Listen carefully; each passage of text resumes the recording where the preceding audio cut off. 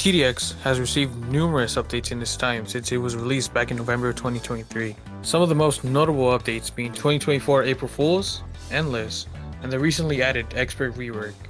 With these updates come a decent amount of new mechanics and changes that people may or may not like at times. But what some people don't realize is that some of these changes or mechanics get hinted at much earlier in a different update. Our first example will be from the 2024 April Fools update. Prior to its release, multiple health bars for bosses would not stack up on top of each other like they do now. Instead, only one bar would show up.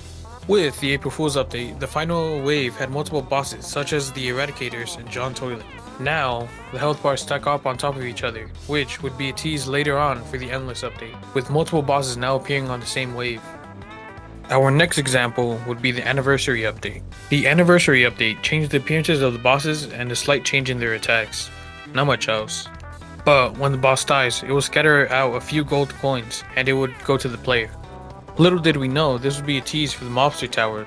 The silly little effect that nobody took notice of would eventually be part of the bounty ability for the mobster, and it was right in front of our faces. John literally even teased it right before it even came out. The third example of this would be the Expert rework, and that would be the changes to power-ups. Not many people like this change as they wouldn't be able to cheese their way through a mode anymore, making people use their brains for once. My guess for this change is not only to make sure people use their brains for once, but for the future PvP update. Limiting the amount of power-ups you can use can make it both fair for the player as they can't just spam 20 cash crates to get a golden juggernaut. The new lobby UI update now limited the amount of power-ups you could take into a match. This change was due to cluttering up the screen while playing and for PvP as John stated before. I doubt VIP players will have 6 slots though, since it would be really unfair for PvP. Hopefully they change it so you can only take 4 slots, so it's just generally fair for everyone.